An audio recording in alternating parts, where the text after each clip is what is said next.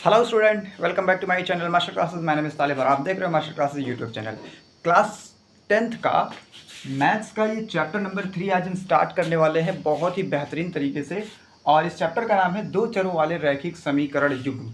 ये दो चरों वाले रैखिक समीकरण युग्म पर पहला लेक्चर है जिसमें हम क्या करने वाले हैं, इसको स्टार्ट करने वाले हैं। चैप्टर नंबर 3 है, इसमें दो रैखिक समीकरण दिए रहेंगे। आपने समीकरणों के बारे में पिछले क्लास में क्लास 9th में आप पढ़ चुके होंगे।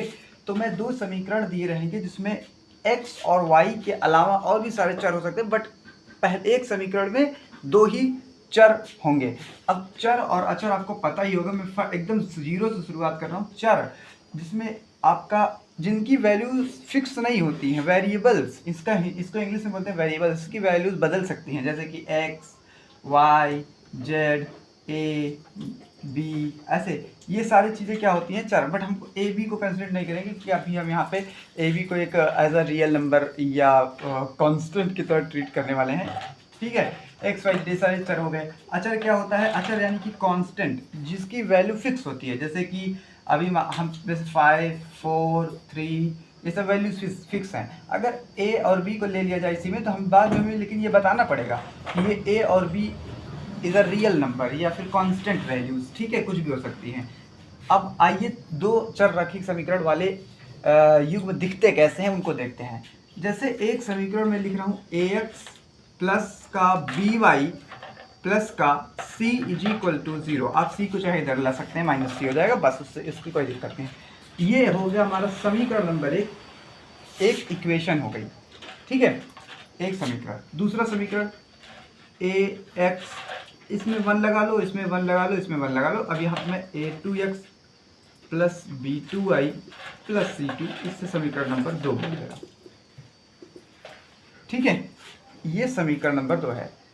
एक रैखिक समीकरण से आप क्या समझते हैं? एक रैखिक समीकरण किसी भी तल में किसी लाइन को रिप्रेजेंट करता है। ये जो रैखिक समीकरण, एक रैखिक समीकरण किसी लाइन को रिप्रेजेंट करता है। तो दो रैखिक समीकरण, एक ये लाइन हो गई, एक ये लाइन हो गई, दो लाइनें हो गई। तो यानी कि अगर दो रैखिक समीकरण की बात करें तो दो रैखिक समीकरण, पहला रैखिक समीकरण लाइन को रिप्रेजेंट करता है, दूसरा भी लाइन को रिप्रेजेंट करता है।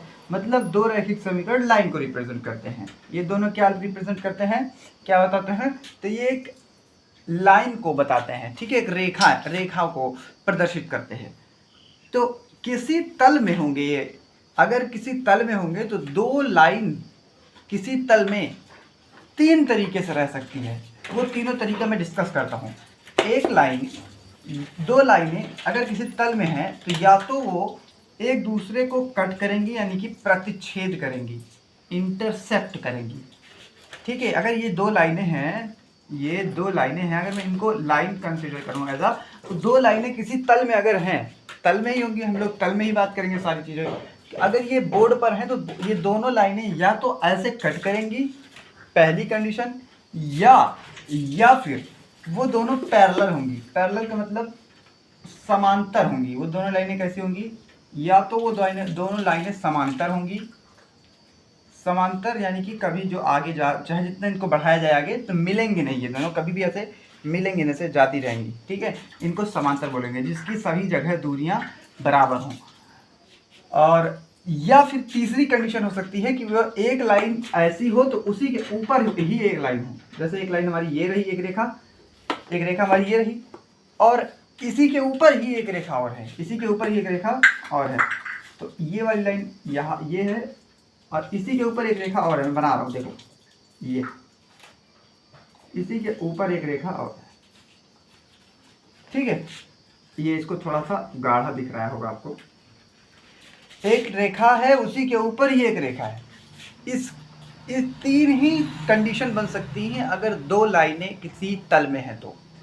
बहुत अच्छे से इंट्रोडक्शन देख लीजिए। एक्सरसाइज के क्वेश्चन तो बहुत इजी हैं, अभी लगाऊंगा तो आपको आ ही जाएंगे, लेकिन थोड़ा सा बेसिक नॉलेज आपको होनी चाहिए। इसलिए मैं जीरो से शुरुआत करके एकदम अच्छे से आपको डीप में सिखा रहा हूँ कि अगर दो लाइनें हैं, ये दो समीकरण दो लाइनों को रिप्रेजेंट करते हैं, तो वो दो समीकरण जो होंगे, वो दो लाइनें जो होंगी, वो किसी तल में तीन तरीके से हो सकती हैं। या तो ये प्रतिच्छेद करेंगी, या तो समांतर होंगी या तो उसी के ऊपर होंगी, जिसको आप कहते हैं संपाती, जिसको कहते हैं संपाती। ठीक है, या तो पैरेलल होंगी या तो इंटरसेप्ट करेंगी या तो कोइंसिडेंस होंगी, मतलब एक ही के ऊपर एक दूसरी, ठीक है, संपाती होंगी। तीन तरीके से ये लाइनें हो सकती हैं। ठीक, अब अच्छा आपके दिमाग में आ रहा होगा तो ऐसी भी हो सकती है लाइनें, ऐसी ये लाइनें ठीक लेंगे, दो लाइन ऐसी भी तो हो सकती हैं, आपके दिमाग में आ रहा होगा। लेकिन ध्यान से देखो, ये भी एक इंटरसेप्ट, यही वाली कंडीशन है, यही वाली। अगर आप इसको आगे बढ़ाओगे ऐसे ऐसे ऐसे आगे बढ़ाओगे तो ये देखो यहाँ पे आके इंटरसेप्ट हो जाएंगे। अगर आपको इसको आगे बढ़ाओगे तो यहाँ पे आके इंटरसेप्ट हो जाएंगी, ठीक है। लेकिन ये इसको आप सोचोगे इसको आगे बढ़ाने मिलेंगे, ये दोनों आगे बढ़ाएंगे तो पैरेलल लाइंस मिलती नहीं आगे, चाहे जितना बढ़ाया जाए, ठीक है, तो ये नहीं मिलेंगी। तो आप सोचोगे एक लाइन ऐसी भी हो सकती, दो लाइनें हैं तो दो लाइनों को हम ऐसे भी ले सकते हैं, दो लाइनें, दो लाइनों को ऐसे भी ले सकते हैं, ऐसे। तो भी देखो इसको पीछे ऐसे बढ़ाते रहोगे तो यहाँ आके मिल जाएंगी, देखो एकदम सेम ऐसे ही। मतलब कुल मिला के कटेगी जरूर, अगर किसी और तरीके से रखोगे आप इन दो लाइनों को तो वो जरूर कहीं ना कहीं जाके कट जाएंगी। तो इस तरह से हमारे पास तीन लाइनें हैं, इसको बोलते हैं प्रतिच्छेदी रेखा, प्रतिच्छेद कर रही हैं। ये दोनों लाइनें क्या कर रही हैं, प्रतिच्छेद कर रही हैं। प्रतिच्छेद कैसे लिखा जाता है भैया, समझ लेना आप हिंदी थोड़ा सा। प्रतिच्छेद कर रही हैं, ये समांतर हैं, ये कैसी रेखाएं हैं, समांतर है, और ये संपाती हैं, ये कैसी हैं, संपाती हैं, ठीक है। तो ये तीन तरीके की रेखाएं पॉसिबल हैं। अब हमारे पास जो है क्वेश्चन में आपको कुछ कंडीशंस दी रहेंगी, कंडीशंस मतलब जीवन से रिलेटेड या किसी वस्तुओं से रिलेटेड कुछ चीज़ें दी रहेंगी। उन सारी चीज़ों को समझ के हमको अब इस तरह से किसी समीकरण में कन्वर्ट कर लेना होगा और उसका ग्राफीय हल लिखना पड़ेगा, ग्राफीय हल लिखना पड़ेगा। अब ये जो बातें बोल रहा हूँ आपको समझ में नहीं आ रही होगी। अब मैं पहला क्वेश्चन उतारता हूँ और उसको ये सब करके दिखाता हूँ उस क्वेश्चन में, तब आपको समझ में आएगा कि मैं क्या बोल रहा हूँ। और उसमें भी आप देखोगे तो या तो ये दो लाइनें आएंगी या तो ये दो लाइनें आएंगी या तो ये आएंगी दो लाइनें, ठीक है। अभी देखना क्वेश्चन नंबर 1 करके दिखाता हूँ मैं, इसका स्क्रीनशॉट लीजिए, मैं इसको मिटाता हूँ, ठीक है। हाँ तो आइए स्टूडेंट्स, हमने क्वेश्चन को उतार दिया है। हम प्रश्नावली 3.1 यानी कि 3.1 का क्वेश्चन नंबर 1 बोर्ड पे लिख दिया है। जिसके पास बुक नहीं है वो नोट कर ले। तो मैं जब भी क्वेश्चन लगाता हूँ तो बोर्ड पे उस क्वेश्चन को उतार देता हूँ। इससे क्या होता है कि जिसके पास बुक नहीं होती वो भी यहाँ से अपना क्वेश्चन नोट डाउन कर सकता है। जिसके पास बुक है तो वो बहुत अच्छी बात है, बुक रहनी चाहिए सबके पास। जिसके पास नहीं है वो भी पढ़ सके, इसलिए बोर्ड पर क्वेश्चन उतार दिया जाता है, ठीक है। पढ़िए पहले क्वेश्चन को, इसको ग्राफीय रूप में व्यक्त करना है, ठीक है। सारी बातें लिखेंगे, जो जो काम में मैंने समझाया था वो सब करके इसी क्वेश्चन में दिखाने वाला हूँ। और इसी एक क्वेश्चन के बाद आपको समझ में आ जाएगा और जो अगला क्वेश्चन होगा वहाँ से आपको अंडरस्टैंडिंग आनी शुरू हो जाएगी, ठीक है। आइए पहले इस वीडियो में हम इंट्रोडक्शन खूब अच्छे से ले लेते हैं, जिससे कि हमें क्वेश्चन समझ में आने लगे। और घबराइएगा मत इस चैप्टर से बच्चों। देखो आगे क्वेश्चन जरूरी नहीं है कि शुरू में अगर आपको कठिन लग रहा है तो लास्ट में अभी कठिन लगे। देखो शुरू में जैसा भी लगे, आपको लास्ट तक देखना। जब ये चैप्टर खत्म होने वाला होगा, एट द एंड आपको समझ में आएगा कि ये चैप्टर बहुत आसान था, बहुत ही अच्छा था और आपको एग्जाम में ज़्यादा से ज़्यादा नंबर इस चैप्टर से मिलेंगे और दे के भी जाएगा ये चैप्टर, ठीक है। तो हम इंट्रोडक्शन से स्टार्ट कर रहे हैं। अगर आपके एग्जाम में ये एक्सरसाइज कट भी गई है ना, तब भी आप इसको पढ़ लीजिए, ये आपके और सारे क्वेश्चन में काम आ जाएगी। तो आफ्ताब अपनी पुत्री से कहता है, एक आफ्ताब नाम का व्यक्ति है, वो अपनी पुत्री से कहता है, मतलब उसकी बेटी है कोई, उससे कहता है कि 7 वर्ष पूर्व 7 वर्ष पूर्व, मतलब पूर्व का मतलब पहले होता है, कम कम उसके पहले हो जो बीत चुका है उसमें। 7 वर्ष पूर्व मैं तुमसे 7 गुनी आयु का था। देखो भैया ये क्योंकि दो चरों वाला रैखिक समीकरण हम पढ़ रहे हैं तो हमें दो चर चाहिए होंगे।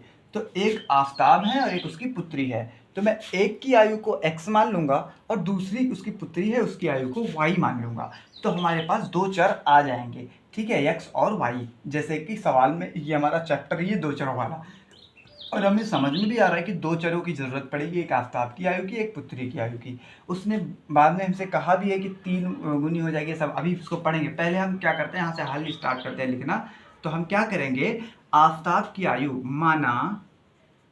मानेंगे, ये सब वो सब दिया नहीं, हमने माना है इसलिए मान लेंगे।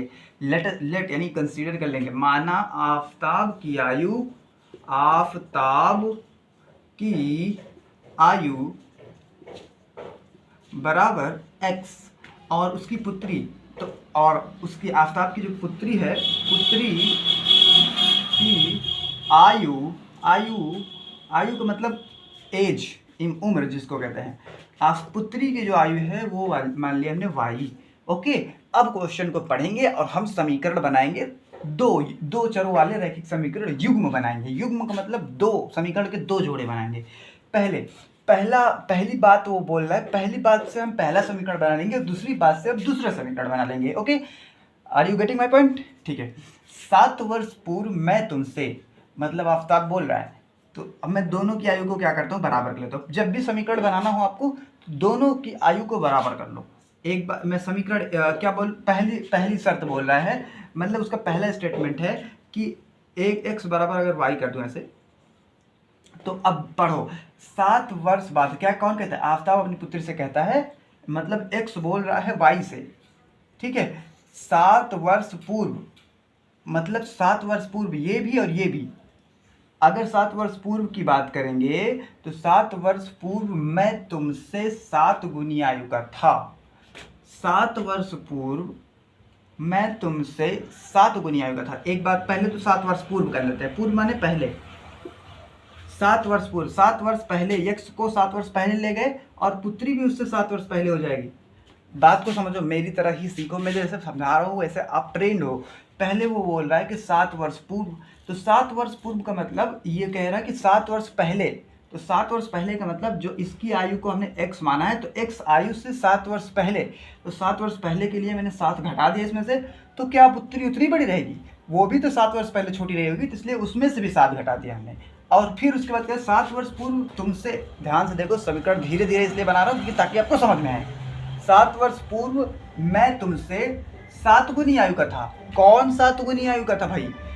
एक सेकेंड, थोड़ा सा साउंड आ रहा है।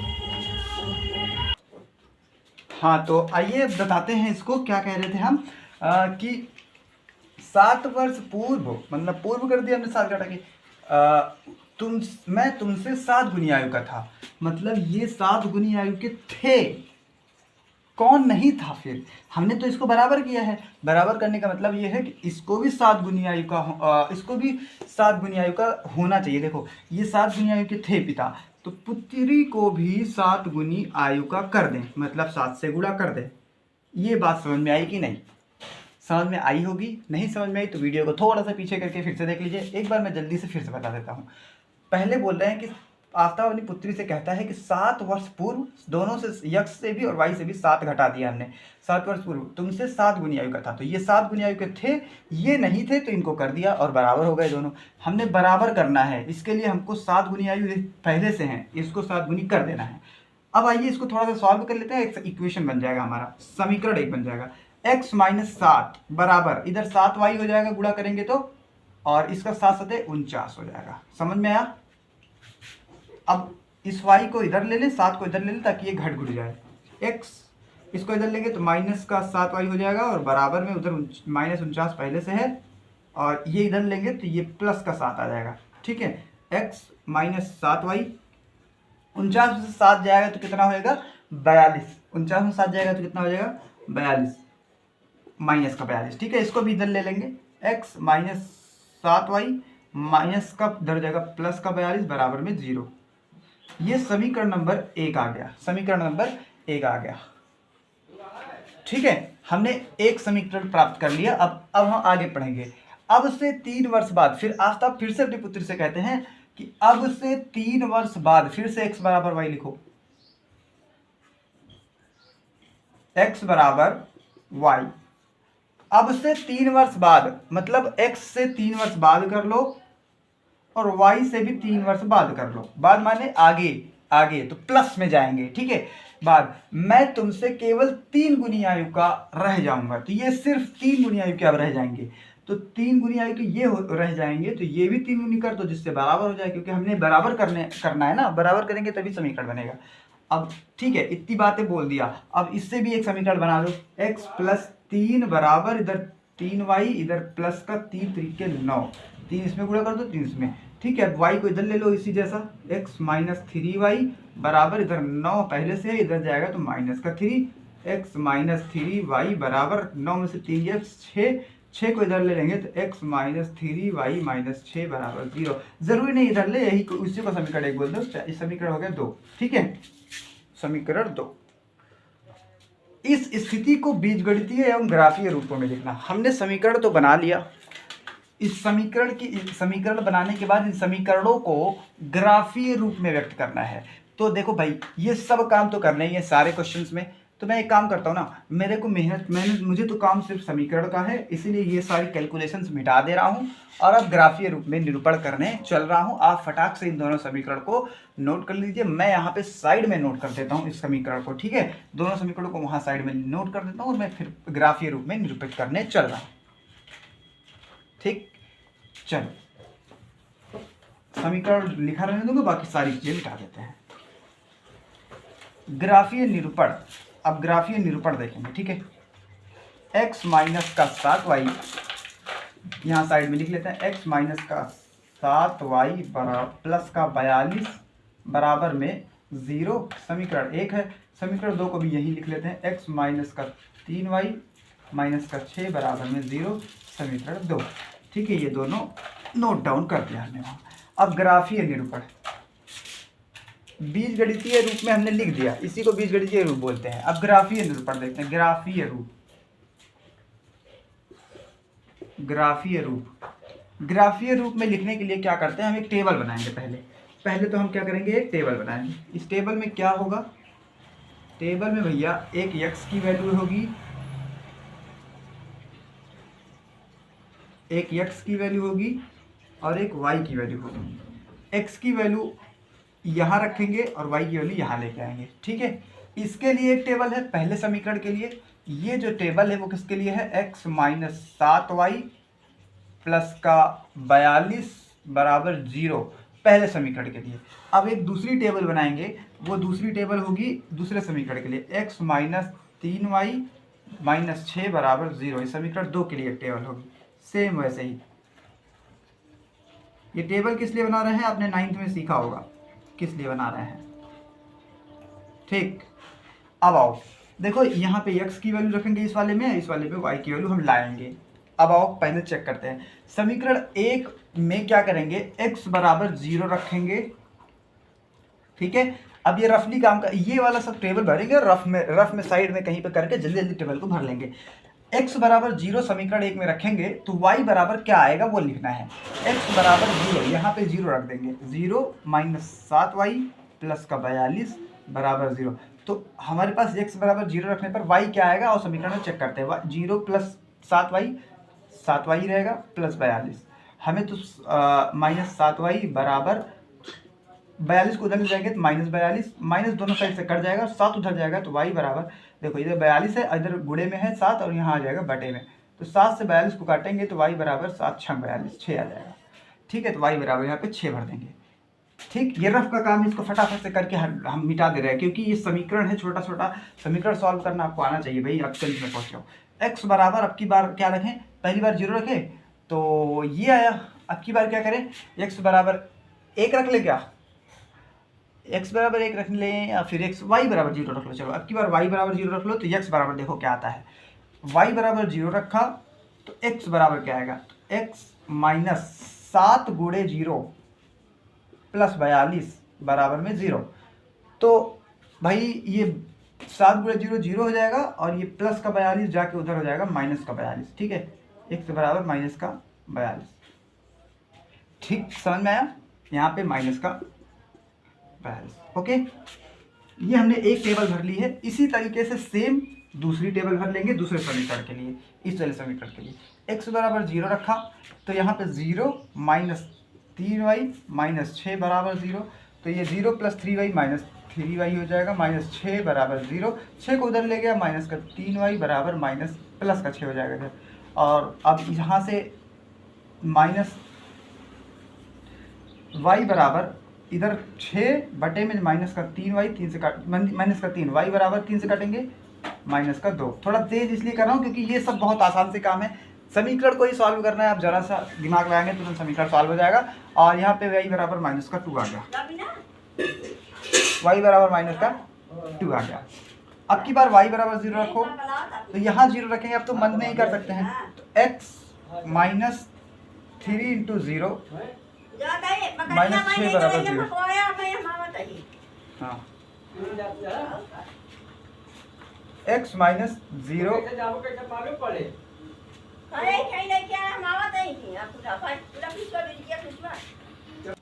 इस तरह से x बराबर 6 आ गया। ठीक है, जब x बराबर 6 आ गया तो हम यहाँ पे x बराबर 6 लिख देंगे।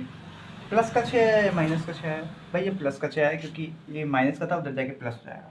ठीक, ये हमने एक टेबल कंप्लीट कर ली। रफली काम करना है, ये सब सिर्फ टेबल में अच्छे से दिखना चाहिए। ओके, ये सब काम आप चाहे दिखाएं या ना दिखाएं, आप टेबल में भर दीजिए, अच्छे से हो जाएगा आपका काम। ठीक है, टेबल भरने का मकसद क्या है? मेरा मकसद है टेबल भरने का कि मैं उसको ग्राफ में बना सकूं, क्योंकि ग्राफ आप जानते हो कि पॉइंट ढूंढना पड़ता है ग्राफ पर, तो इसीलिए हमने टेबल बनाई है। अब आइए हम ग्राफ बनाने के लिए पहले हम तल बनाते हैं। वो जो ग्राफ में लाइंस बनाएंगे हम ना, लाइंस को रिप्रेजेंट करने वाला ग्राफ, तो उसके लिए एक तल बनाते हैं। आप ग्राफ का ध्यान से देखना, मैं चालाकी से उतना ही बनाऊंगा, ग्राफ में पॉइंट्स को उतने ही लेंगे जितना कि मुझे ज़रूरत होगी। ठीक है, ज़्यादा फालतू का ग्राफ नहीं बनाएंगे। हाँ ठीक, यहाँ पे ऐसे बड़ा सा बना लेंगे। आओ, अब यहाँ पे हम 0 रख लेंगे, ये 0। ठीक है, मूल बिंदु जिसको कहते हैं। ये वाली लाइन को x एक्सिस बोल रहे हैं, x यहाँ पे x डैश होता है, ये y बोल दें तो ये y डैश होता है। ये सब आप 9th में सीख के आए होंगे, नहीं भी आए तो आप देखिए, तो कुछ खास बात थोड़ी ना, बहुत कठिन सा थोड़ी ना है। अब सबसे पहले इस वाली लाइन के लिए, ये वाली लाइन के लिए हम क्या करेंगे? देखो, मेरे को इस वाली लाइन को बनाने के लिए 42 माइनस में 42, x वाली लाइन पर कम से कम 42 चाहिए, 0 चाहिए, माइनस 42 चाहिए, तो यानी कि हमको बहुत बड़ी डिजिट चाहिए। तो कितने कितने का गैप ले, तो ये 0 इधर कहीं पे माइनस 42 ले रहे हैं। ठीक है, अब चाहे तो 10 का गैप ले लो, 10 माइनस का 10 माइनस का 20 माइनस का 30 माइनस का 40, यहाँ माइनस का 50। अब ये 42 कहाँ पे आएगा भैया? मेरे ख्याल से 42 यहीं कहीं आएगा।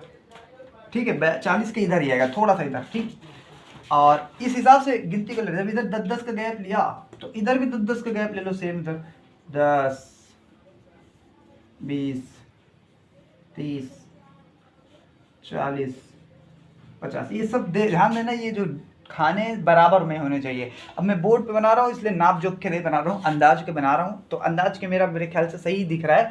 थोड़ा बहुत आपको समझ में आना चाहिए बस। ठीक है, मैं आपको क्लैरिटी देना चाह रहा हूँ। अब दूसरा, पहले लाइन तो बना लें, पहले ये बना लिया। अब हम इधर इस वाली लाइन पे भी 10-20 ले लेते हैं, क्योंकि भी इधर में 10 का गैप लिए तो इधर भी लेना पड़ेगा अच्छे से इसे गैप। तो यहाँ पे मैं ले रहा हूँ 10, इधर प्लस में होता है 10 20 30 40 50, इधर में माइनस में होता है वही सब digits, minus 10 minus 20 minus 30 minus का 40। ठीक है, चलो रहने दो, 50 तक नहीं है, कोई दिक्कत नहीं है। अब आओ इसको ढूंढते हैं। पहले x बराबर 0 तो यही है, और y बराबर 6 पहुंचना है। x बराबर 0 और y बराबर 6, तो y बराबर 6 भैया कहाँ पे आएगा? 0 और ये देखो 10 यहाँ है, तो इसका मतलब 6 यहीं बीच में होगा कहीं, ये पॉइंट। ठीक, ये वाला पॉइंट और ये वाला पॉइंट मिला के ये वाला है। ठीक है, अब x बराबर माइनस 42 ये रहा। सॉरी, कुछ गड़बड़ हो गया, एक सेकेंड, फिर से देखो भाई, ब्लंडर मिस्टेक हो गई। देखो यहाँ से x बराबर 0 ये रहा, तो y बराबर इस वाली लाइन पे है, y इस वाली लाइन पे मिलेगा, तो y बराबर 6 यहाँ पे है, तो 10 और 10 से कम ही होगा शायद, यहाँ पे कहीं थोड़ा बड़ा सा गोला रख देता हूँ। ठीक, अब x बराबर 42, तो x वाली लाइन पे माइनस 42 कहाँ पे है? माइनस 42 यहाँ आएगा, 40 माइनस वाली है ना, माइनस लगा इसलिए माइनस वाली लाइन में आएंगे, 40 से थोड़ा सा ज़्यादा यहाँ पे है x बराबर 42 माइनस 42। ठीक, और y बराबर 0। ठीक, तो टोटल अगर मिलाने की बात करें तो ये वाला और ये वाला दोनों को मिला देंगे। ध्यान दो, ग्राफ थोड़ा सा अच्छा नहीं बन पा रहा है मेरे से। अच्छा इसलिए नहीं बन पा रहा क्योंकि बहुत ही ज़्यादा एक ही में हो गया ना, इसलिए लेकिन आप समझ पा रहे होंगे ये तो आप कमेंट करके बताना, आप समझ तो जरूर ही पा रहे होंगे, उम्मीद करता हूँ। देखो यहाँ पे मिला था, और ऐसे थोड़ा बड़ा कर दो इसको यहाँ पे, और इसको थोड़ा बड़ा कर दो, ठीक है। यहाँ पे मिला था, और इस वाली लाइन का जो समीकरण है, सीधा सीधा सीधा सीधा जाने दो, ठीक। इस वाली लाइन का जो समीकरण है वो 7x माइनस का x माइनस का 7y प्लस का 42 बराबर 0, ये है, ठीक है ना। अब इसमें आ जाओ, x बराबर 0 यहीं पे है, y बराबर माइनस का 2, माइनस का 2 कहाँ पे आएगा भाई, यहाँ पे माइनस का 2 आएगा, ये यहाँ पे आएगा। और x बराबर 6, x बराबर 6 और y बराबर 0। x बराबर 6 लेना है, x पे 6 लो पहले, x पे 6 कहाँ पे जाएगा, 6 जाएगा यहाँ पे कहीं, x बराबर 6 यहाँ पे आएगा कहीं, और y बराबर 0, y बराबर 0 यहाँ पे, ठीक है। अब इन दोनों लाइनों को मिक्स मतलब मिलाओ, यह बस बस बस बस बस बस, यही है ग्राफीय निरूपण, यही है ग्राफीय निरूपण। अब यहाँ पे ये दोनों प्रतिच्छेद की हुई हैं। आप इसको अगर ध्यान से देखो तो x क्या है इसमें, x है 20, x क्या है 20, यहाँ पे देखो ना ये 20, और y क्या है इसमें, तो y अगर यहाँ से देखें तो 10। तो हमारा जो मोटिव था वो इसको बनाना था, बाकी हल निकालना, इसका हल निकालना हम आगे भी सीखेंगे, ठीक है, आगे भी सीखेंगे। लेकिन पहले तो आप इसको सीखो, ग्राफीय निरूपण। देखो मैंने कोशिश की, ये थोड़ा सा मैंने ये जो यहाँ पे 1 2 गिनतियाँ ली गई हैं, यहाँ पे जो संख्याएं दी गई हैं, इन संख्याओं को अगर आप छोटा छोटा लेते, जैसे कि 1 2 का गैप लेते, तो फिर बहुत अच्छी बन जाता, ग्राफ अच्छा बन जाता, ठीक है। वैसे मैंने इसको भी बहुत अच्छे से बनाने की कोशिश की है। आप ये मान के चलिए, आप